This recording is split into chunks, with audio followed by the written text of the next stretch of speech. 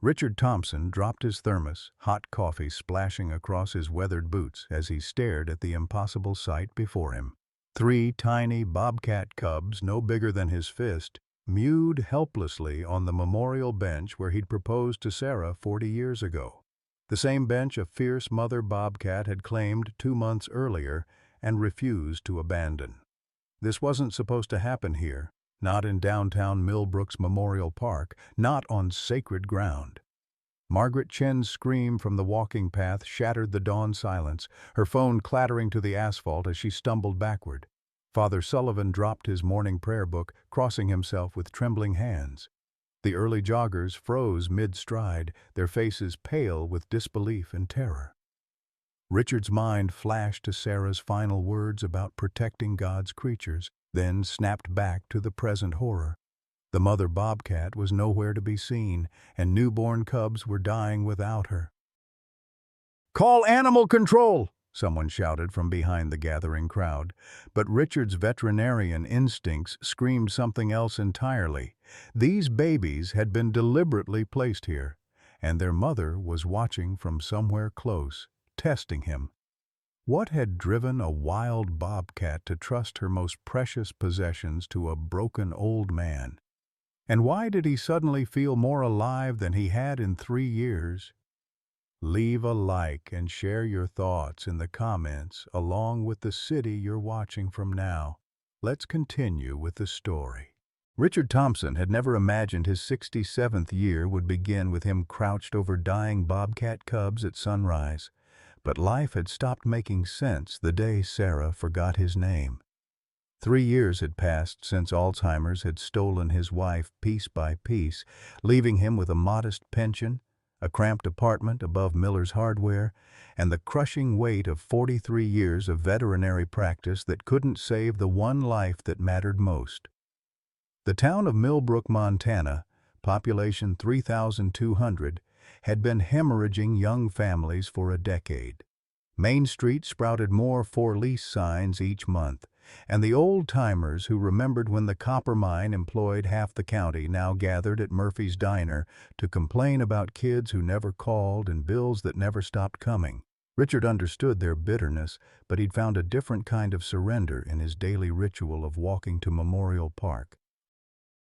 Every morning at sunrise, he climbed the gentle hill to the bench overlooking Willow Creek, where he'd proposed to Sarah in 1983 with a ring that cost 3 months' salary and shaking hands that nearly dropped it twice. The brass plaque he'd installed after her death read simply, "Sarah Thompson, she loved every living thing." For 3 years, that bench had been his church, his therapist, and his only remaining connection to the woman who'd made him believe he was worth loving. His children tried their best from a distance. Jessica called from her law firm in San Francisco every Sunday, her voice tight with the strain of managing partnership deadlines and 2 teenagers who barely knew their grandfather. Michael checked in from Houston when his engineering projects allowed, always promising to visit soon but never quite making it happen. They'd both offered to move him closer, but Richard couldn't leave the bench, couldn't abandon the one place where Sarah's memory felt solid and real. The town council meetings had become Derek Walsh's personal theater for the past 5 years. The 48-year-old developer owned Walsh Properties, which had systematically bought up failing businesses and converted them into chain stores and strip malls. His latest project, Millbrook Resort and Conference Center, promised to bring jobs and tourists to their dying town, but it required rezoning the watershed that fed into Memorial Park. Derek's presentations always featured the same PowerPoint slides, economic projections, job creation charts, and photographs of other Montana towns that had embraced progress. What Derek never mentioned in his polished presentations was his son Tommy's accident 5 years ago. The 16-year-old had fallen from a tree while throwing rocks at a bobcat den, breaking his arm and requiring 17 stitches after landing on a sharp branch. Derek had sued the county for maintaining dangerous wildlife habitat near residential areas. And though the case was dismissed, something had crystallized in Derek's mind about the incompatibility of wild animals and human prosperity. Richard knew none of this background when he first encountered the bobcat on his bench. He only knew that his one remaining comfort had been invaded by a creature whose amber eyes held an intelligence that made him profoundly uncomfortable, and whose presence had somehow transformed his morning grief into something resembling curiosity, for the first time since Sarah's funeral. The first morning Richard encountered the bobcat, September's crisp air carried the scent of dying leaves and his own approaching irrelevance. He'd shuffled down the familiar gravel path at 6:15 a.m. sharp, thermos steaming in arthritic hands, expecting the same ritual that had sustained him through 1,000 sunrises of grief. The bench waited in its usual spot overlooking Willow Creek, bathed in golden light that made the brass memorial plaque gleam. But sprawled across the weathered planks was 40 pounds of tawny muscle and spotted fur, a female bobcat lying belly up in the morning sun with the casual arrogance of royalty. Her ears, tufted with distinctive black hair, swiveled toward Richard's approach, but her amber eyes remained half-closed in contentment. The sight struck him like a physical blow, not from fear, but from the sheer audacity of this wild creature claiming his sacred space. Richard stopped 20 feet away, remembering his veterinary training about wild bobcat behavior. Adult females were typically 18 to 24 inches tall, could weigh up to 40 pounds, and possessed retractable claws capable of inflicting serious damage.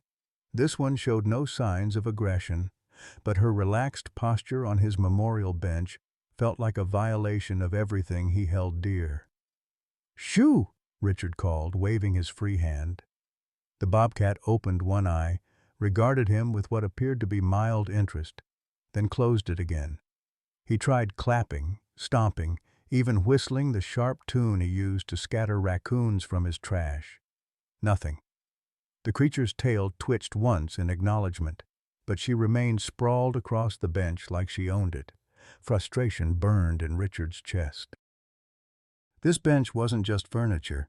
It was the place where he'd knelt in 1983, ring box trembling in his sweaty palm, where Sarah had laughed and cried and said yes to a nervous veterinarian who'd practiced his proposal speech for 3 weeks.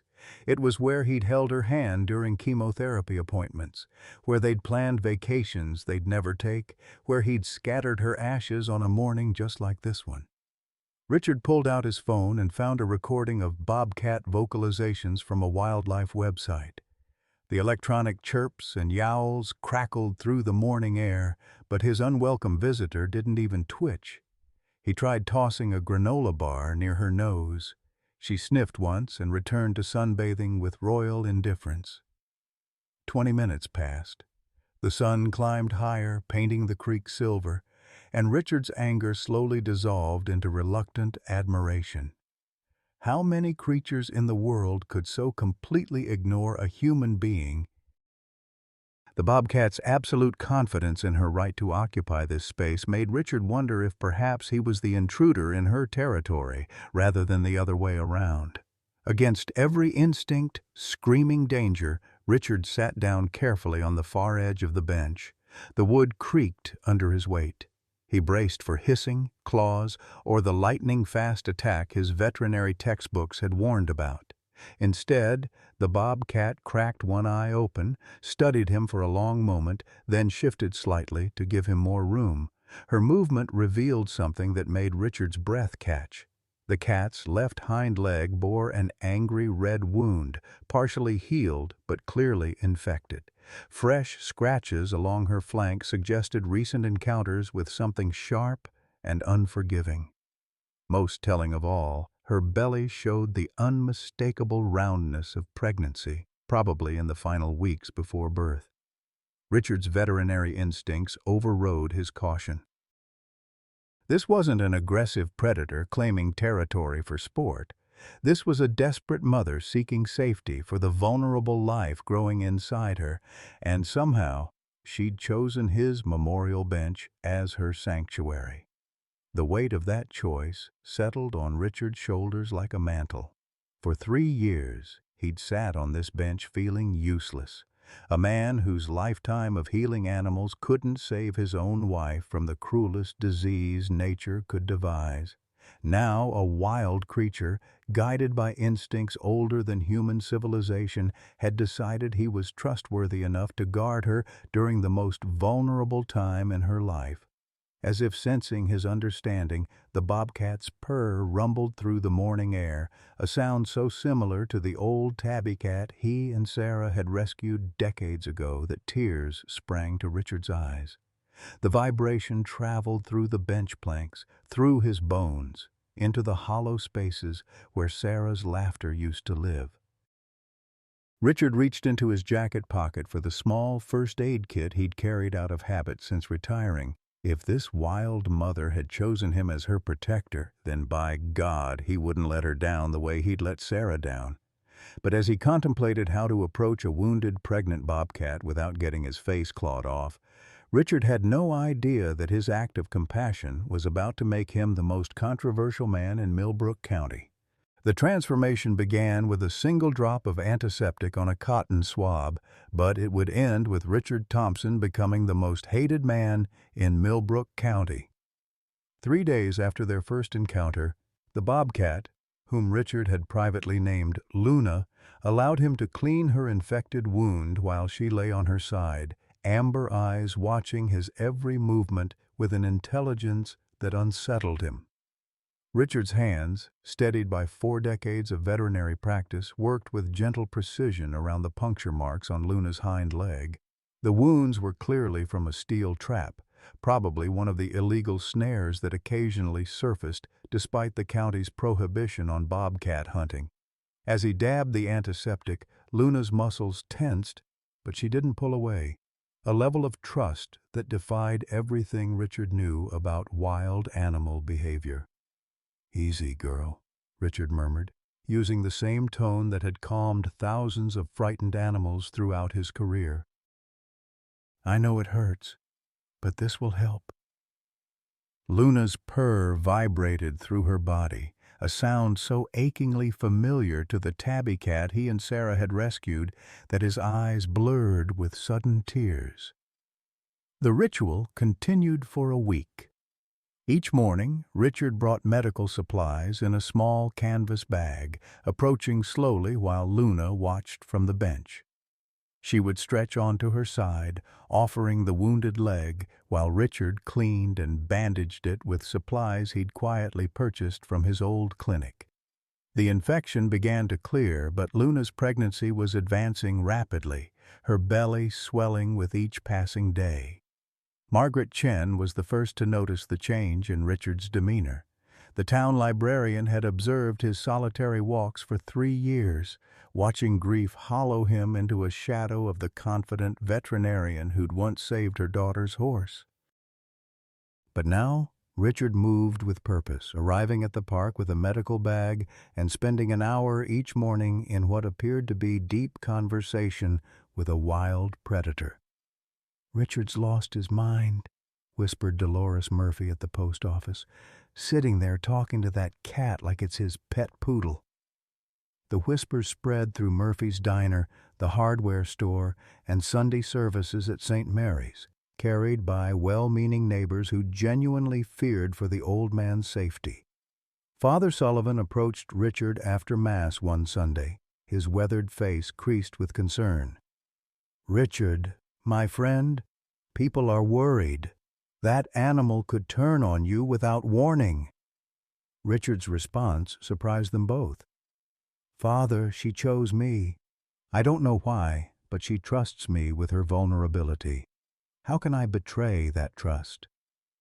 The conviction in his voice, the first passionate words anyone had heard from him since Sarah's funeral, gave Father Sullivan pause. The situation escalated when Derek Walsh arrived at the park Tuesday morning with a Channel 7 news crew and his phone already recording.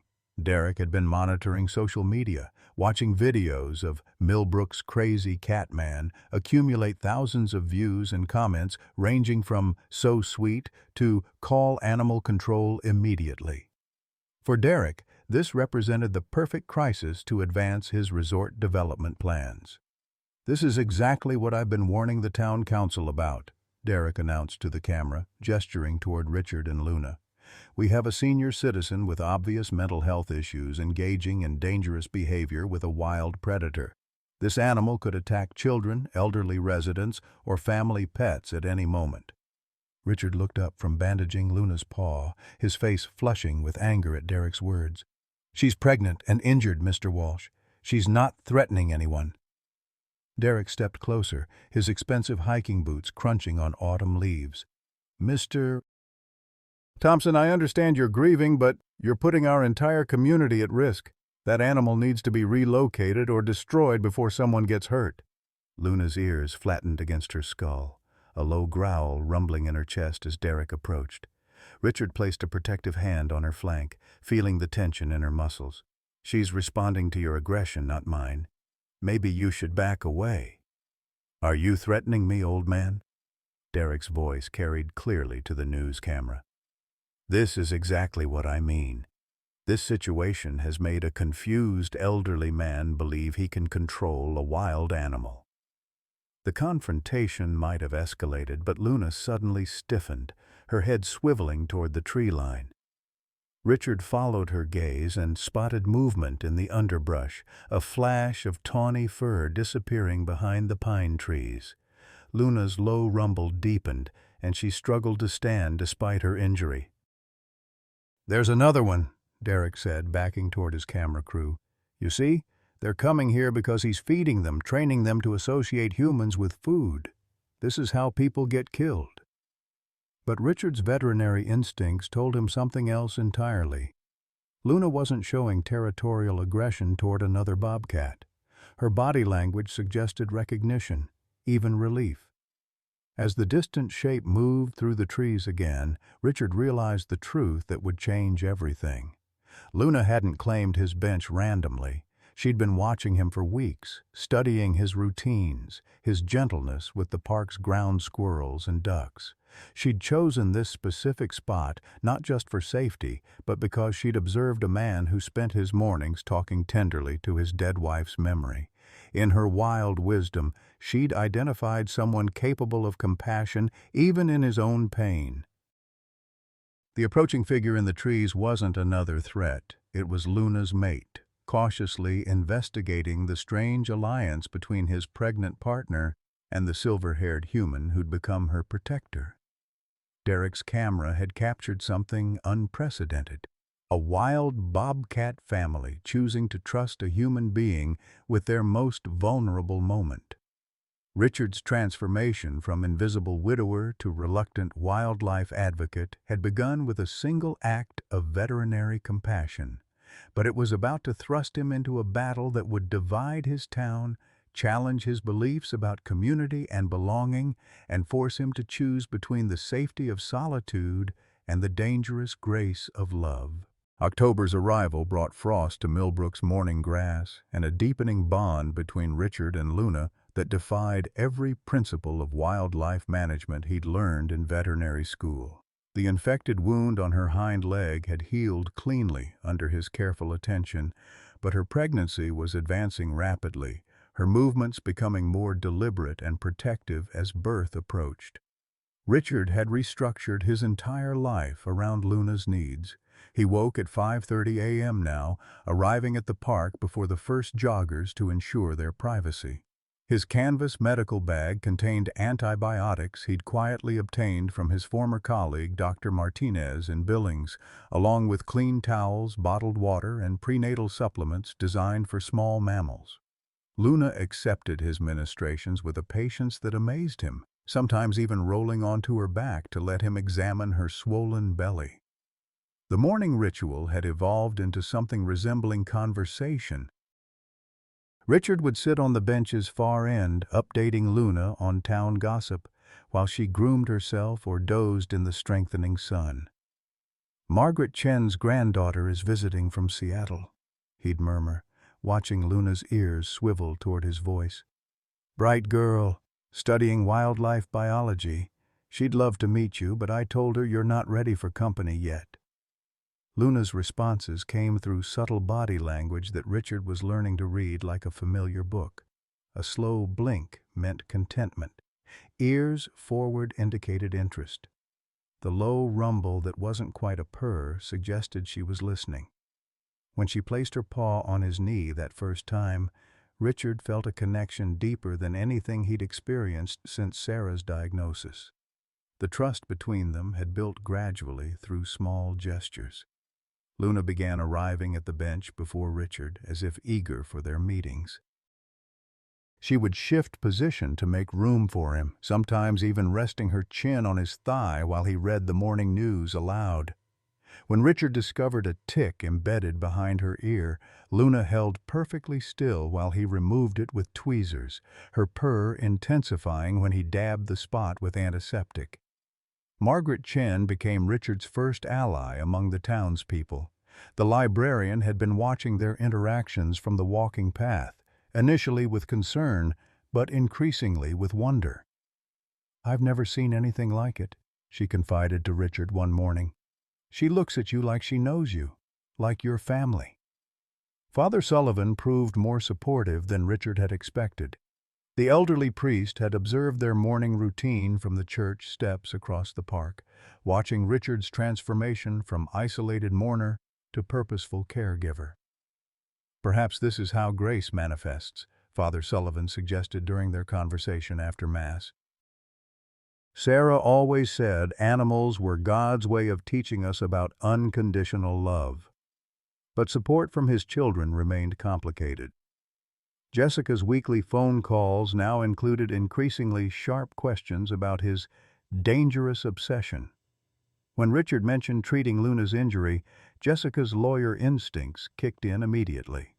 "Dad, you could be sued if that animal hurt someone. You could lose everything." Michael's concerns focused on practical matters. "What happens when it has babies, Dad? You can't maintain a bobcat sanctuary in a public park. Someone's going to get hurt and you'll be responsible." Their worries weren't entirely unfounded. Richard had researched bobcat behavior extensively, spending hours at Margaret's library computer reading wildlife studies and veterinary journals. Adult bobcats were solitary animals except during mating season and when raising young.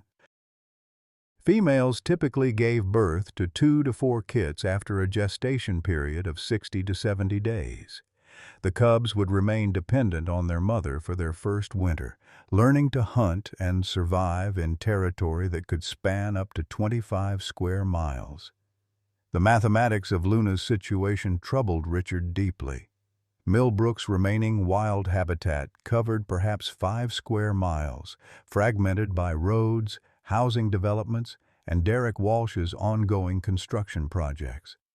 Luna's choice of the park bench suggested she'd been pushed to the very edge of survivable territory, forced to seek safety in the one place humans had designated as peaceful. Derek's response to the viral videos of Richard and Luna had been swift and calculated.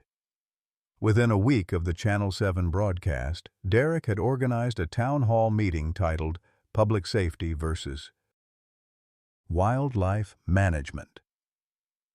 The community center filled beyond capacity on a Tuesday evening, with standing room only and live streaming for overflow crowds. Derek's presentation began with statistics about bobcat attacks in North America, photographs of pets allegedly killed by wildcats, and testimonials from other communities that had dealt decisively with predator problems. His slides included graphic images of wounds inflicted by bobcat claws, emergency room reports, and cost analyses of potential lawsuits against the municipality. "Mr. Thompson means well," Derek said, his voice carrying the practiced sincerity of a seasoned salesman, "but good intentions don't protect our children when they're walking to school or playing in their own backyards. This animal has been habituated to human presence, making it exponentially more dangerous than a wild bobcat that maintains proper fear of people." Richard had requested time to respond, but Derek's supporters packed the front rows, interrupting with questions designed to make Richard appear irresponsible and naive. "What happens when those cubs grow up and start hunting pets?"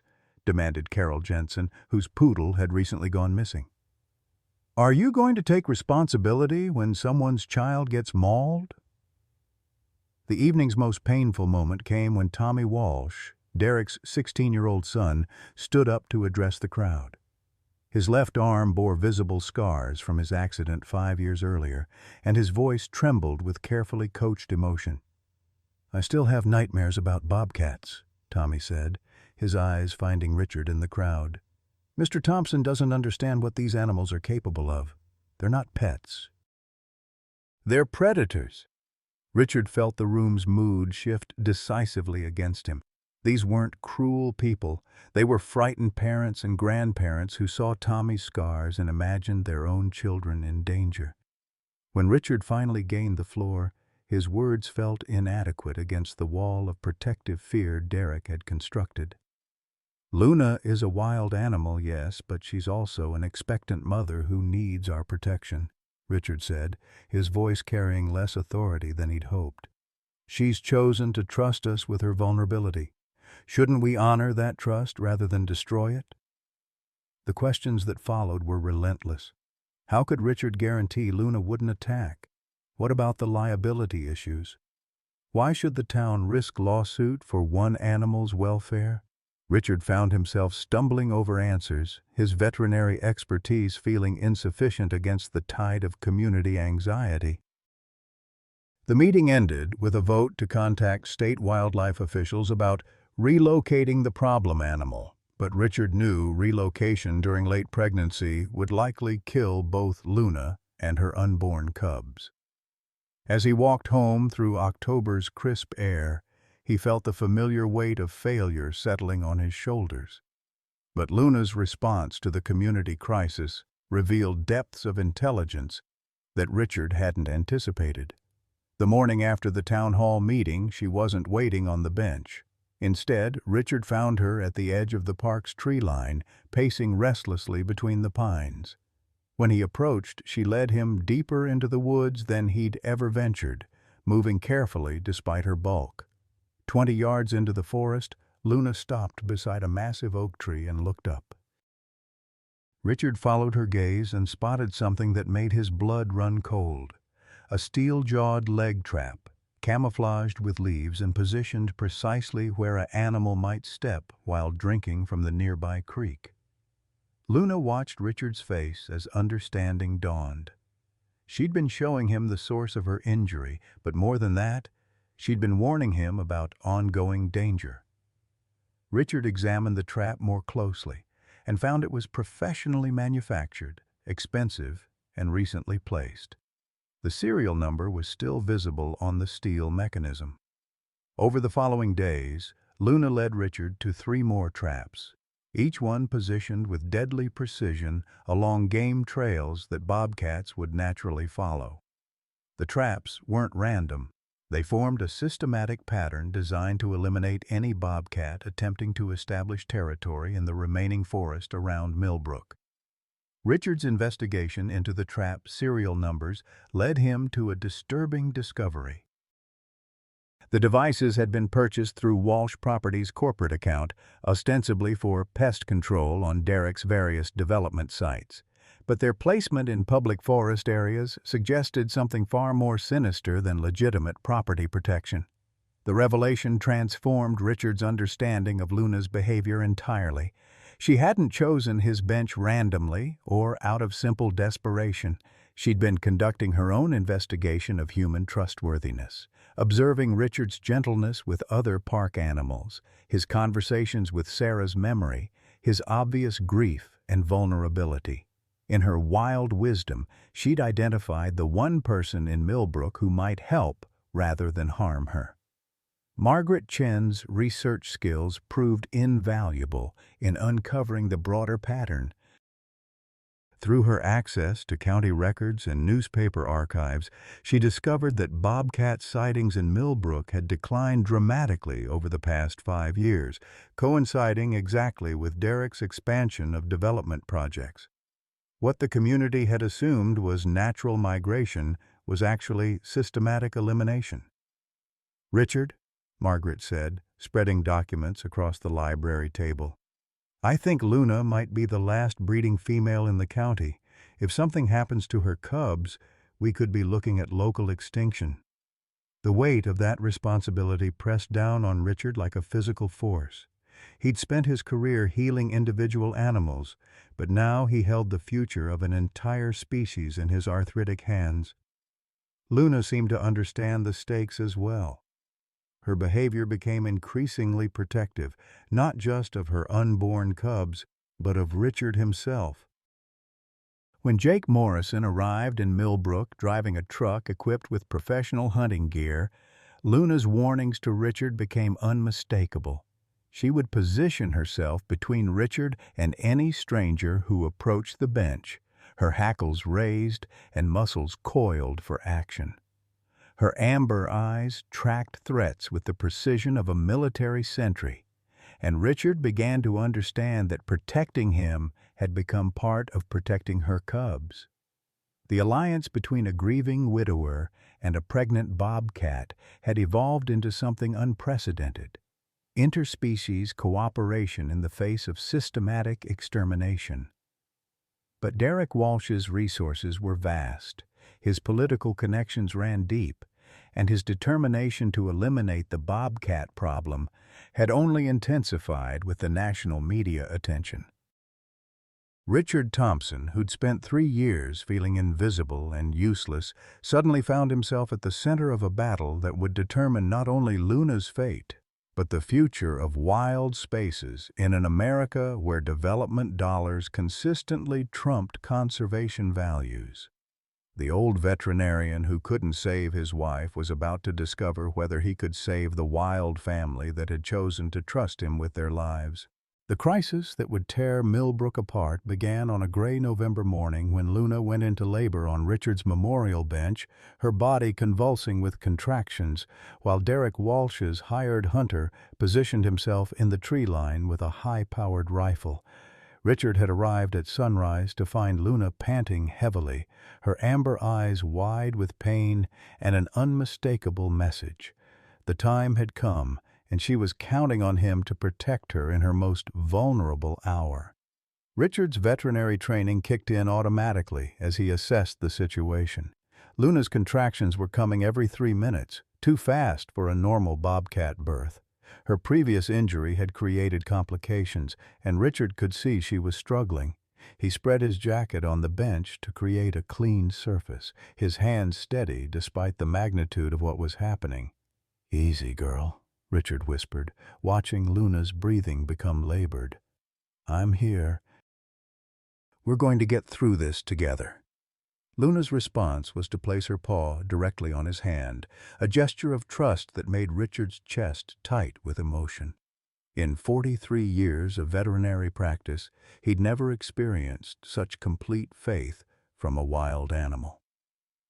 The first cub arrived as the sun crested the pine trees, a tiny, spotted form no bigger than Richard's palm, mewing weakly as Luna instinctively began cleaning it.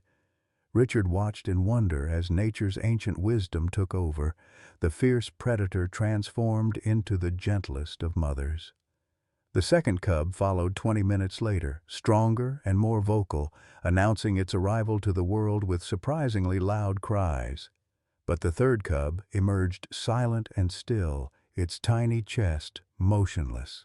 Richard's heart clenched as Luna nuzzled the lifeless form, her low whimpers cutting through him like knives. Without thinking, Richard reached for the cub, his fingers finding the technique he'd used thousands of times in his practice. Gentle pressure on the chest, clearing the airways, stimulating circulation. "Come on, little one," Richard murmured, working over the tiny body while Luna watched with desperate intensity. "Your mama needs you to fight." After what felt like an eternity, the cub gasped, shuddered, and began to cry. Luna's immediate response was to lick Richard's hands thoroughly, a behavior that spoke of gratitude beyond species barriers. The peaceful moment shattered when Jake Morrison's voice cut through the morning air. "Step away from those animals, old man. You're interfering with wildlife management." The professional hunter emerged from behind a cluster of pine trees, his rifle trained not on the bobcats but on Richard himself. Richard positioned himself between Morrison and Luna's family, his heart hammering against his ribs. She just gave birth. "You can't separate them now, the cubs will die." Morrison's face was impassive behind his camouflage face paint. "That's not my problem. I'm being paid to remove a dangerous predator from public land. And that's what I'm going to do." The hunter's finger moved to his trigger guard, and Richard realized with crystal clarity that Morrison was prepared to shoot through him to reach Luna. "You'll have to kill me first," Richard said, the words emerging from some deep well of courage he'd forgotten he possessed. Behind him, Luna's protective growl rumbled low and threatening, but she remained on the bench with her newborns, torn between maternal instincts and loyalty to the human who'd helped deliver her cubs. The standoff might have ended in tragedy, but Margaret Chen's voice suddenly rang across the park. "Richard, don't move! Help is coming!" She was running down the path with her phone held high, live streaming the confrontation to Facebook. "The whole town is watching. Derek Walsh hired this man to shoot a mother with newborn babies." Morrison hesitated as he realized his actions were being broadcast to hundreds of viewers. Comments were flooding Margaret's feed. "Call the police. This is animal cruelty. Protect that old man." The hunter's radio crackled with Derek's voice. "Abort. Too much attention. Fall back." But Morrison had been paid too well to retreat easily. "This animal is dangerous. It's already attacked locals." He gestured toward Luna with his rifle barrel. "Look at it protecting those cubs. That's aggressive behavior." Richard felt something shift inside him, a clarity he hadn't experienced since Sarah's final days. "That's not aggression, son. That's love. Something your employer wouldn't recognize if it bit him on his $1,000 boots." Morrison's radio crackled again, Derek's voice more urgent now. "Jake, stand down. Too many witnesses." "We'll handle this another way." The hunter lowered his rifle slowly, his eyes never leaving Richard's face. "This isn't over, old man.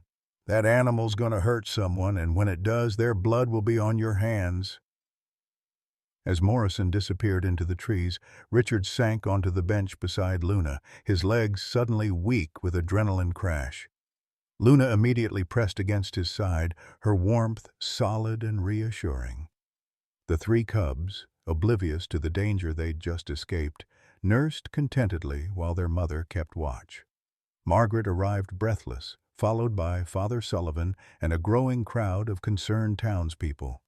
The live stream had reached over 2,000 viewers, and support was pouring in from across Montana and beyond. "Richard Thompson is a hero," read one comment. "Protecting wildlife from corporate greed." Another declared, "This is what America should be about, standing up for those who can't speak for themselves." But Derek's counterattack came swiftly through more sophisticated channels. By evening, professional social media accounts were flooding the comment threads with warnings about dangerous wildlife enabling and elderly mental health crises.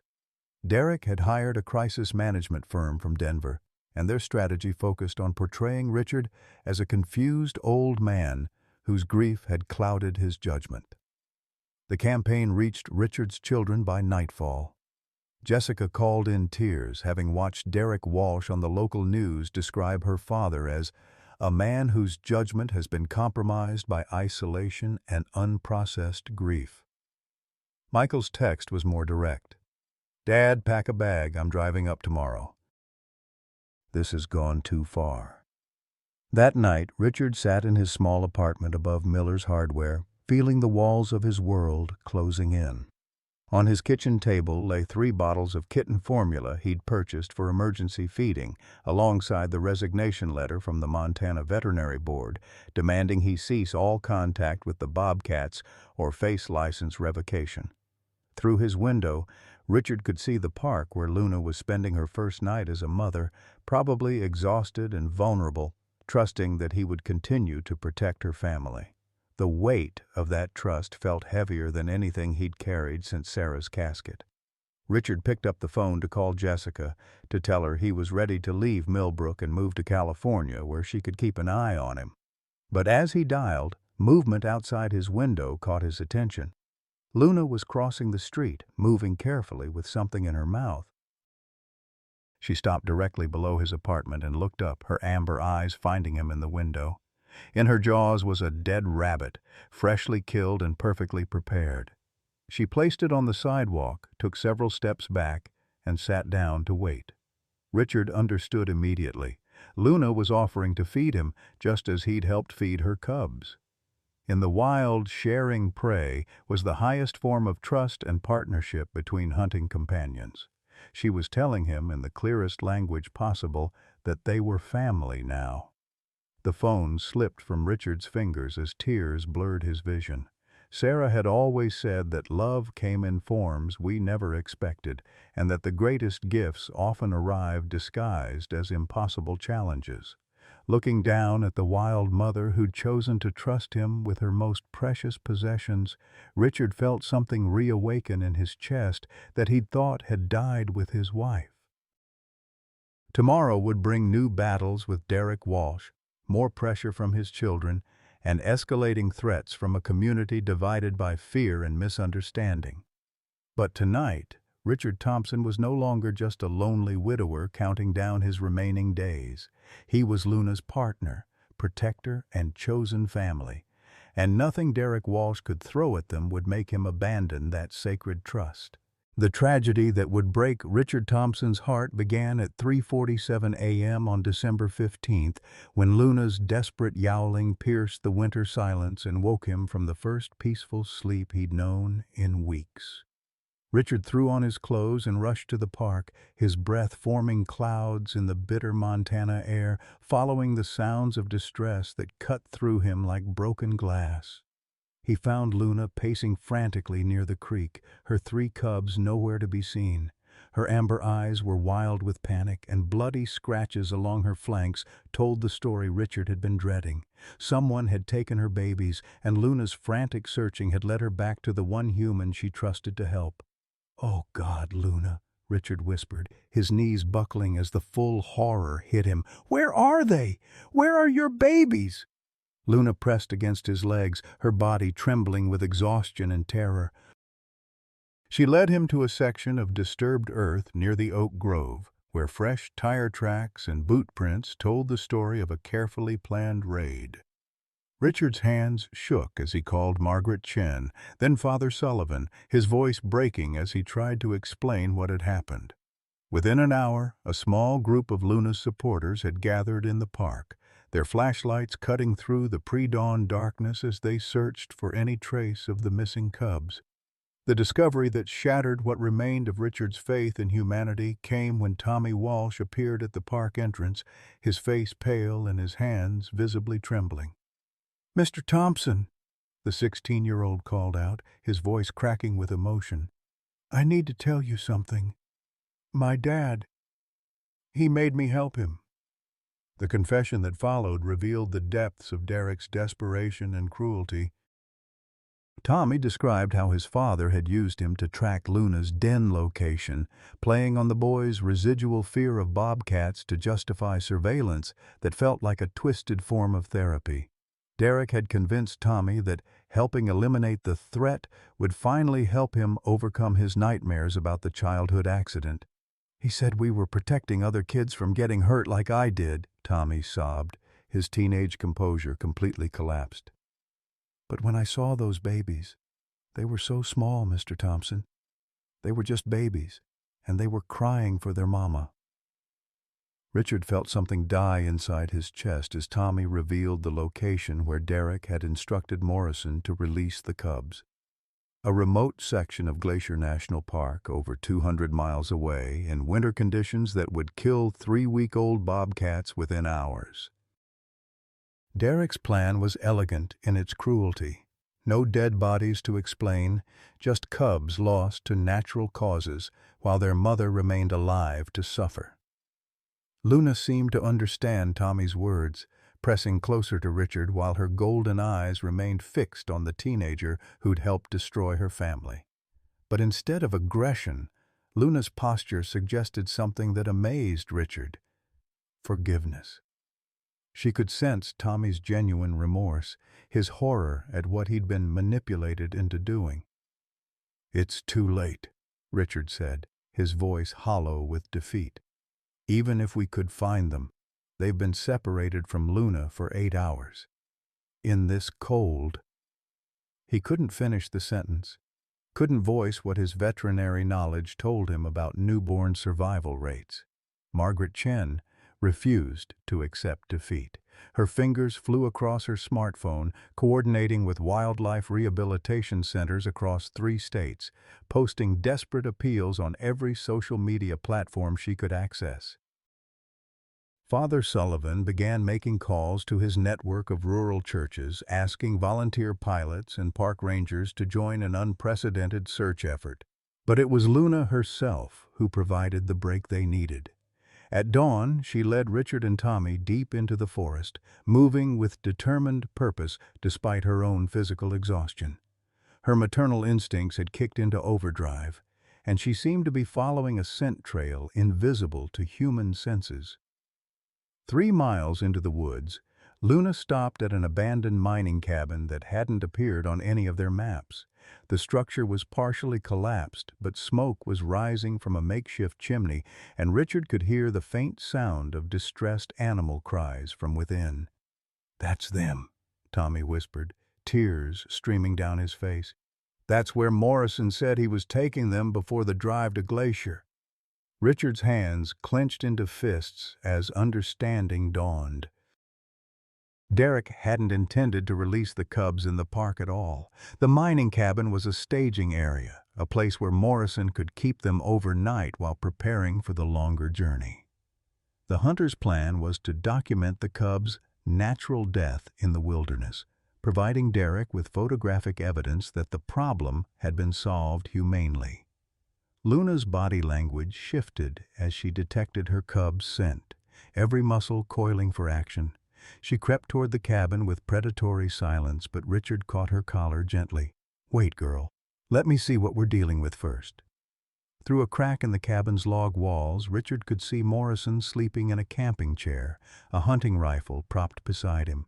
In the corner, a wire cage held 3 small forms huddled together for warmth. The cubs were alive but weak, their cries growing fainter with each passing hour. Richard's mind raced through possibilities. Morrison was armed and wouldn't hesitate to shoot anyone who interfered with his contract. The cabin was miles from cell phone coverage, making immediate backup impossible. Luna was exhausted from birth and the desperate search, in no condition for the kind of confrontation that lay ahead. But Tommy Walsh, consumed by guilt over his role in the cubs' kidnapping, had already made his decision. "Mr. Thompson, my dad's truck is parked at the old logging road entrance. I know where he keeps the spare key." The teenager's voice carried a determination that reminded Richard of Sarah in her fiercest moments of advocacy.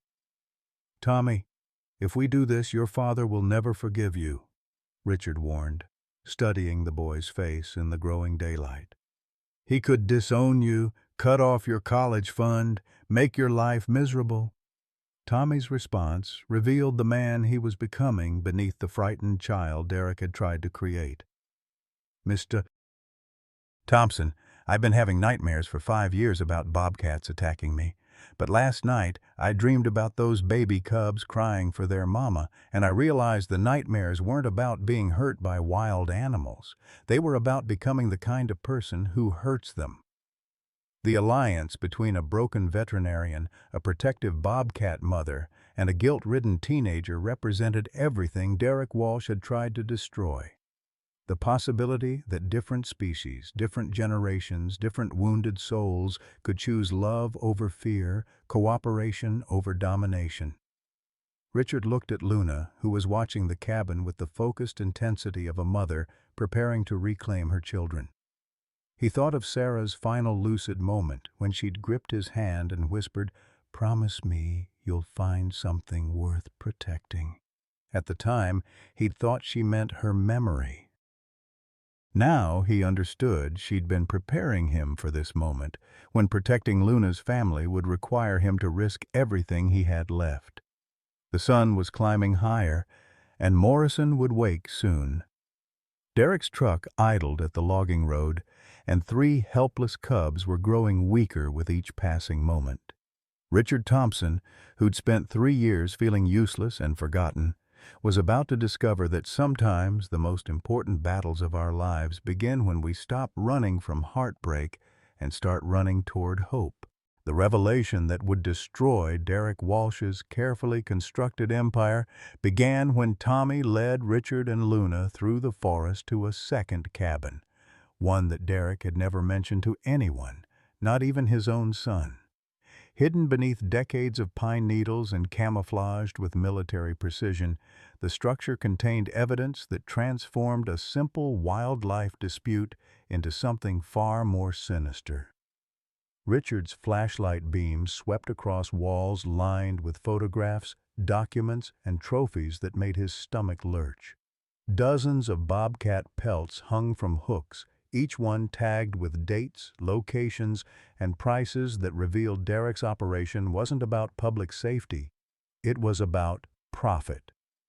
Rare wildlife trafficking commanded premium prices from private collectors, and Montana's bobcat population had been systematically harvested to feed an international black market. "My God," Richard whispered, his veterinary training helping him identify pelts from pregnant females, juveniles, and breeding pairs. "He's been wiping out entire family lines." Luna pressed against his legs, her growl low and continuous as she detected the scent of her own species' death permeating the cabin's interior. Tommy's face was pale as he picked up a ledger from Derek's desk, his hands shaking as he read aloud. "Breeding pair, Yellowstone sector, $15,000, pregnant female, Cabinet Mountains, $8,000. His voice broke completely on the final entry. "Millbrook female with cubs. Expected delivery, December, $25,000. Buyer waiting in Singapore." The mathematical horror struck Richard with devastating clarity. Luna hadn't been targeted for removal because she was dangerous. She'd been marked for sale because her pregnancy made her exponentially more valuable to collectors who wanted to own the impossible, a complete wild bobcat family. Derek's public safety campaign had been elaborate theater to justify capturing the last breeding female in the county. Richard's phone buzzed with a text from Margaret Chen. "You need to see the news. Derek just held a press conference claiming you've been secretly breeding bobcats for profit. He's got falsified documents showing you've been selling cubs online." The sophisticated manipulation revealed Derek's true expertise. The crisis management firm hadn't just been managing social media. They'd been constructing an alternate reality where Richard appeared to be the criminal while Derek positioned himself as the concerned citizen trying to stop an illegal wildlife operation. Fabricated veterinary records showed Richard treating wild animals for commercial purposes, and fake social media accounts had been posting advertisements for hand-raised bobcat cubs with Richard's name attached. Luna's behavior that morning revealed depths of intelligence that shattered Richard's understanding of wild animal cognition. She led him and Tommy to specific locations throughout the forest, each one containing buried evidence that Derek had tried to destroy. At the base of a lightning-struck pine, Luna began digging, uncovering a waterproof container filled with Derek's correspondence about expanding the trafficking operation. The documents revealed a network spanning 3 states, with Derek serving as a regional coordinator for what authorities would later identify as one of the largest wildlife trafficking rings in Montana's history. But the most devastating discovery came in a letter dated just 6 months before Sarah's death, where Derek discussed eliminating local interference from environmental activists who don't understand economic necessities. Richard's hands trembled as he read Derek's clinical description of Sarah's activism. Subject is rallying community opposition to development projects essential for trafficking operations. Recommend accelerated timeline for neutralization through medical channels. Dr. Hendricks has confirmed cooperation in exchange for debt forgiveness. The truth about Sarah's final months hit Richard like a physical blow. Her rapid decline hadn't been natural Alzheimer's progression, it had been medically induced through deliberately incorrect medication, administered by a corrupt doctor whose gambling debts Derek had quietly paid off. Sarah's desperate attempts to tell Richard about the Bobcat killings hadn't been dementia-driven confusion. They'd been her final effort to expose the conspiracy that was destroying Millbrook's wildlife. Tommy's voice was barely audible as he read another document. Dad wrote that Sarah was getting too close to discovering the trap locations. He said she'd been taking photographs of the illegal snares and planning to contact federal wildlife authorities. Richard sank against a tree trunk, overwhelmed by the magnitude of Derek's manipulation. The man hadn't just stolen Luna's family, he'd murdered Sarah as surely as if he'd pulled a trigger. Every moment of her confusion, every time she'd struggled to remember Richard's name, every heartbreaking evening when she'd looked at him like a stranger, all of it had been orchestrated by a man who viewed human and animal lives as obstacles to profit. Luna's response to Richard's grief was immediate and profound. She positioned herself between him and the forest, her protective stance making it clear that she considered Richard as vulnerable as her cubs had been. Her amber eyes remained fixed on the tree line, scanning for threats while Richard processed the evidence that would expose Derek's crimes. The irony wasn't lost on Richard that Luna, a wild animal who'd never spoken a word, had led him to the truth that would vindicate Sarah's memory, while the human community that claimed to care about justice had been manipulated into supporting her killer. Luna's intelligence had transcended species barriers to form an alliance based on shared loss, mutual protection, and an understanding that some evils must be fought regardless of the cost. Margaret Chen's arrival with Father Sullivan and 2 Montana Fish, Wildlife, and Parks officers marked the moment when Derek's carefully constructed narrative began to crumble. The officers, initially skeptical about claims of a wildlife trafficking ring, found themselves photographing evidence that would eventually lead to arrests in 4 states and the dismantling of a criminal network worth millions of dollars. But Richard's vindication came at a terrible price. Luna's cubs remained missing, likely already shipped to buyers who valued exotic pets over animal welfare.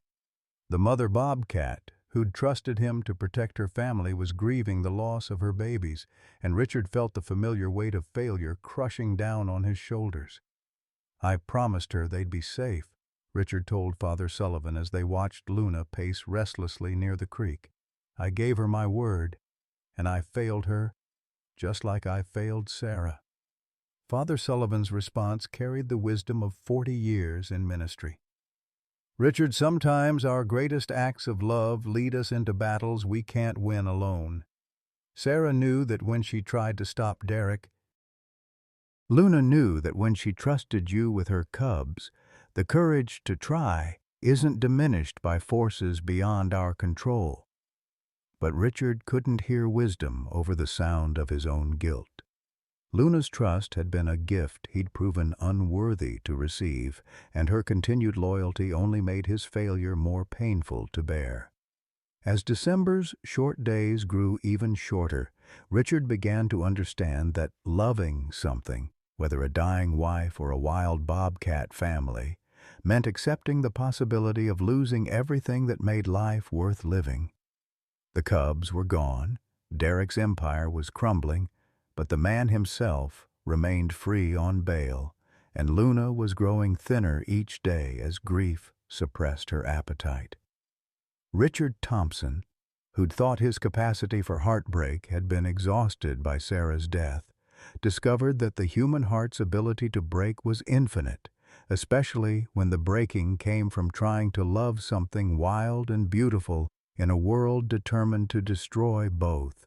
The miracle that would restore Richard Thompson's faith in both divine providence and wild intelligence began at sunrise on Christmas morning, when Luna appeared at his apartment window carrying something in her mouth that made his heart stop. After 10 days of searching empty forests and following false leads, after watching Luna grow gaunt with grief and refusing food, Richard had begun planning his own surrender to the inevitable. But Luna hadn't given up. The exhausted mother bobcat had been conducting her own search with capabilities that transcended human understanding, following scent trails across frozen ground and tracking her cubs with the desperate precision that only maternal love could provide. What she carried in her jaws that Christmas morning was proof that sometimes hope survives even when logic declares it impossible. "Sweet Jesus," Richard whispered, recognizing the small blue collar he'd fashioned from a strip of Sarah's favorite scarf to identify the smallest cub, the one he'd resuscitated during birth. Luna dropped the collar at his feet and looked up with eyes that carried a message clearer than words. She'd found them, but she needed his help to bring them home. Richard threw on his warmest clothes and followed Luna through Millbrook's empty streets as Christmas morning light painted the snow silver and gold.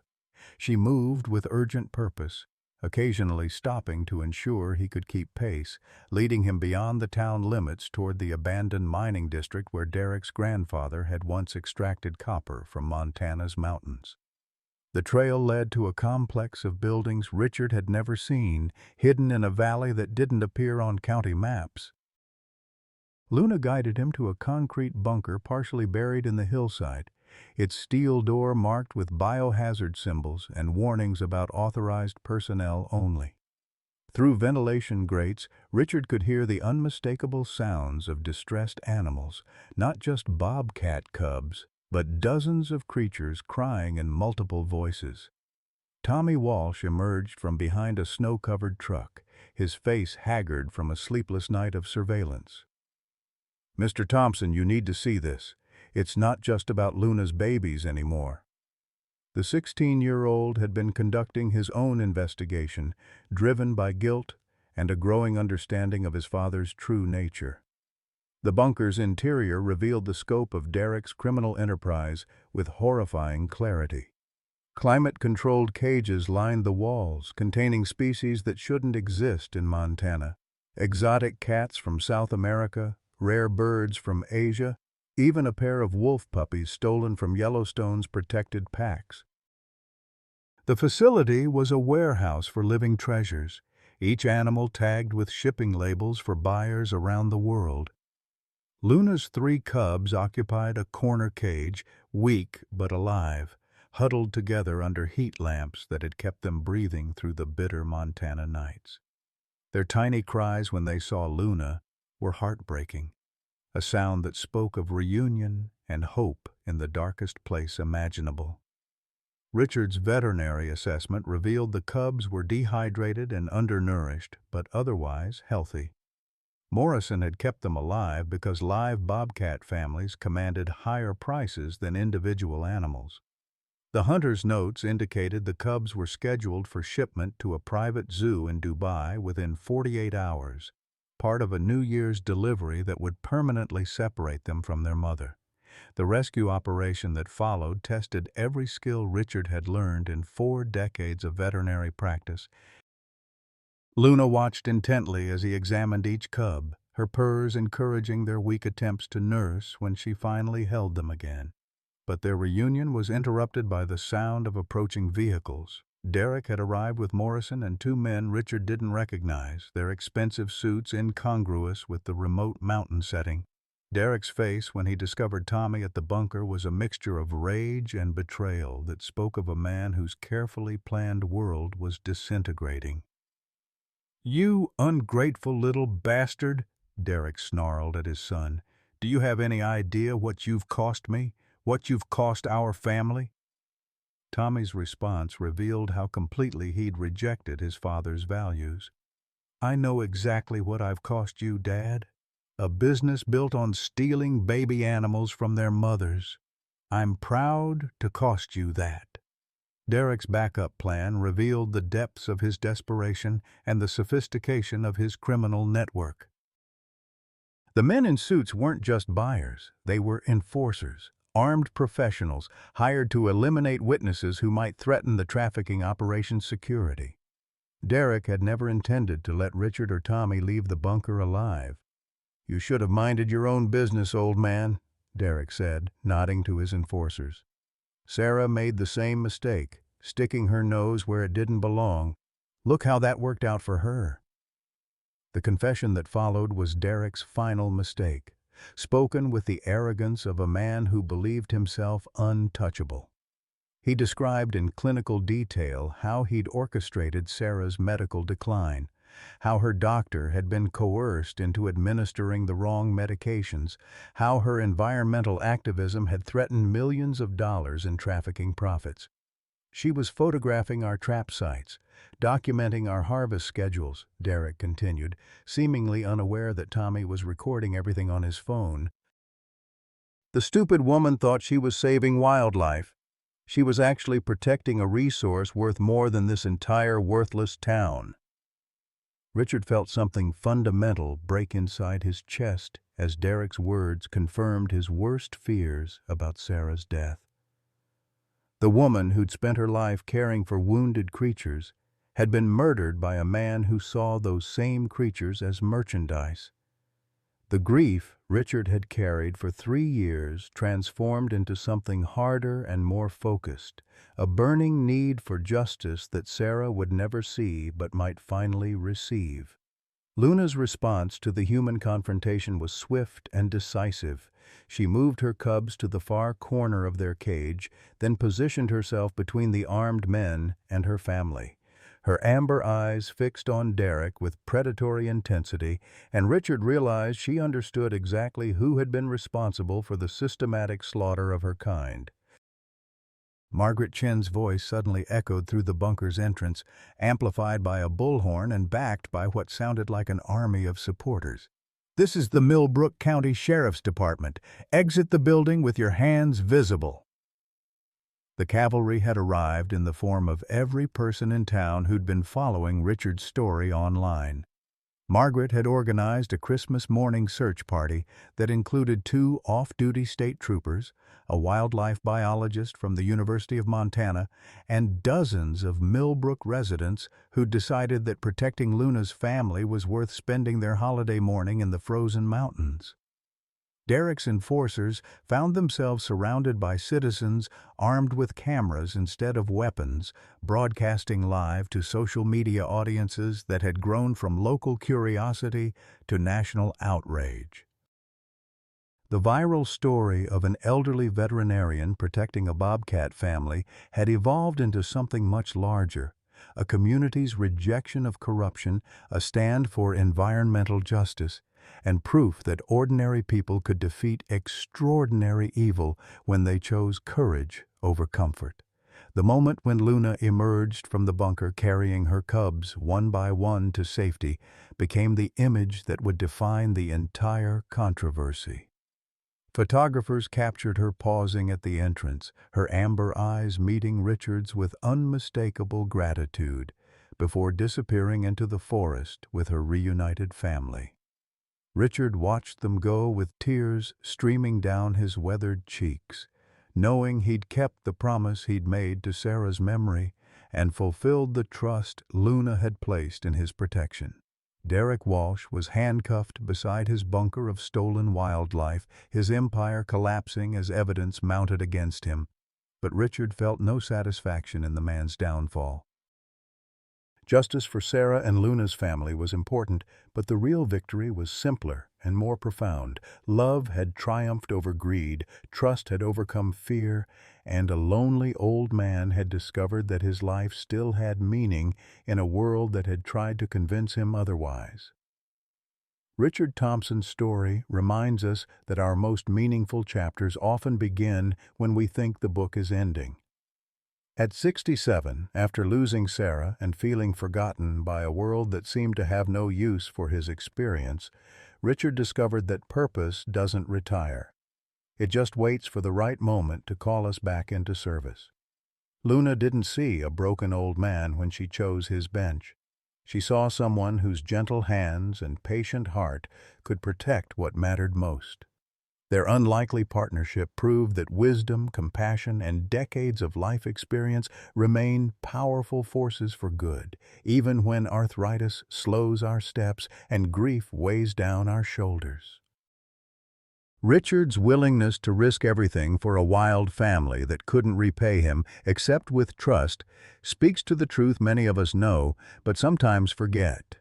We're never too old to be heroes, never too worn down to make a difference, and never too alone when we choose love over fear. The bench where Richard grieved became the place where he rediscovered his purpose, proving that sometimes what feels like an ending is actually a beginning in disguise. Have you ever found unexpected purpose during your most difficult seasons? What would you have done if you'd discovered Luna on your special place? Share your thoughts below. Your story might inspire someone who needs to hear it today.